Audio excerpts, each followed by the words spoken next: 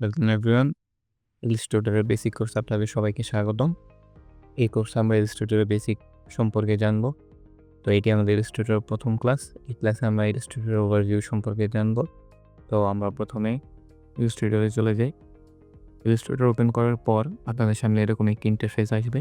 আমি Illustrator 2019-এর ভার্সনটি use করতেছি। আর যদি কোনো ভার্সন ইউজ করেন তখন হয়তো একটু চেঞ্জ থাকতে পারে, বাট বেশিরভাগটাই এরকমই থাকবে।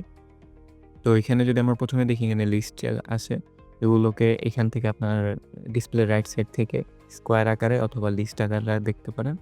এগুলো আপনার পূর্ববর্তী যে ফাইলগুলো ওপেন করবেন সেগুলো আপনাকে এখানে দেখাবে। তারপরে যদি আপনি লেফট সাইডে দেখেন, সেখানে দুটি অপশন রয়েছে, একটি হচ্ছে ওপেন এবং আরেকটি হচ্ছে ক্রিয়েট নাও। তো যদি আমরা ওপেনে যাই, ওপেন থেকে আমরা আমাদের পূর্ববর্তী যেই ফাইলগুলো রয়েছে সেগুলো ওপেন করতে পারবো, এবং ক্রিয়েট নাওতে নিউতে গেলে সেখান থেকে আমরা নতুন ডকুমেন্ট তৈরি করতে পারবো আমাদের ডিজাইনের জন্য। তাছাড়া আমরা উপর থেকে চাইলেও ফাইলে গিয়ে নিউ থেকে কন্ট্রোল এন দিয়ে নতুন একটি ফাইল বা ডকুমেন্ট তৈরি করতে পারবো। আমরা প্রথমে ক্রিয়েট নিউতে যাই। ক্রিয়েট নিউতে আসার পরে আপনারা এখানে বিভিন্ন ধরনের প্রিসেট দেখতে পারবেন, বিভিন্ন সাইজের প্রিসেট, যেগুলো আপনারা চাইলে আপনাদের ডিজাইন ইউজ করতে পারবেন। এছাড়াও mobile, web, print, film, art, ইলাস্ট্রেশনের জন্য বিভিন্ন প্রিসেট হয়ে গেছে, সেগুলো চাইলে আপনারা ইউজ করতে পারবেন। আর যদি আমরা আমাদের মতন করে কাস্টম সাইজ করতে চাই, কাস্টম সাইজ করার জন্য আমরা প্রথমে এখান থেকে আমরা আমাদের উইথ এবং হাইট নিয়ে নেব আমাদের প্রয়োজন। আমরা চাইলে আমাদের আর্টবোর্ডটিকে ভার্টিক্যাল অথবা ল্যান্ডস্কেপ দুইভাবেই রাখতে পারবো, এবং আমাদের যেই উইথ এবং হাইট রয়েছে তার মেজারমেন্টের জন্য আমরা বিভিন্ন ধরনের পয়েন্টস ইউজ করতে পারবো, যেমন ইঞ্চেস, মিলিমিটার্স বা বিভিন্ন স্কেল আমরা চাইলে এটিকে এডিট করতে পারবো। তারপর রয়েছে আর্টবোর্ড। এখান থেকে আমরা আমাদের আর্টবোর্ড নিতে পারবো। সাধারণত যখন নতুন আর্টবোর্ড তৈরি করা হয়, এখানে একটি আর্টবোর্ডই থাকে।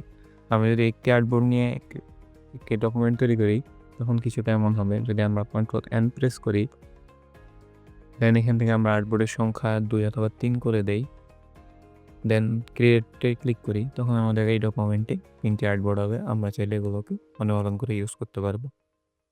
তো আমরা যখন আমাদের ডকুমেন্ট তৈরি করে ফেলবো, তখন আমাদের সামনে এরকম একটি ইন্টারফেস আসবে, যেটা ইলাস্ট্রেটরে বেসিক একটি ইন্টারফেস।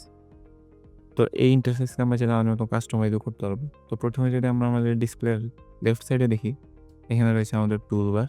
এখান থেকে আমরা যাবতীয় টুলবারগুলো অ্যাক্সেস করতে পারবো। উপরে রয়েছে আমাদের মেনুবার।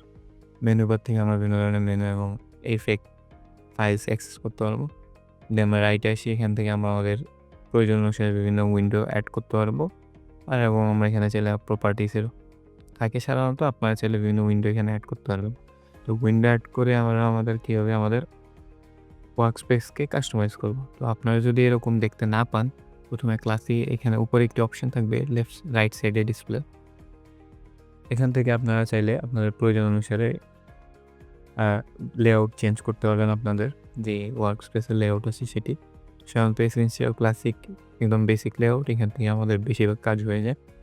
আমরা যদি উইন্ডোতে আসি, এখান থেকে আমরা বিভিন্ন ধরনের উইন্ডো অ্যাড করতে পারবো, যেগুলো আমাদের প্রয়োজন অনুসারে আমরা ব্যবহার করতে পারি। যেমন আমরা যদি এখানে একটি গ্রাফিক স্টাইল, যেমন এই লেয়ারটি নিলে আমরা এখানে আমাদের গ্রাফিক স্টাইলগুলো এখান থেকে অ্যাক্সেস করতে পারবো।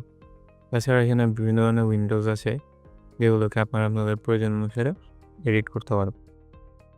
তো এই ছিল প্রথম ক্লাসের মতো। দেখা হচ্ছে আপনাদের সাথে পরবর্তী ক্লাসে। ধন্যবাদ সবাইকে।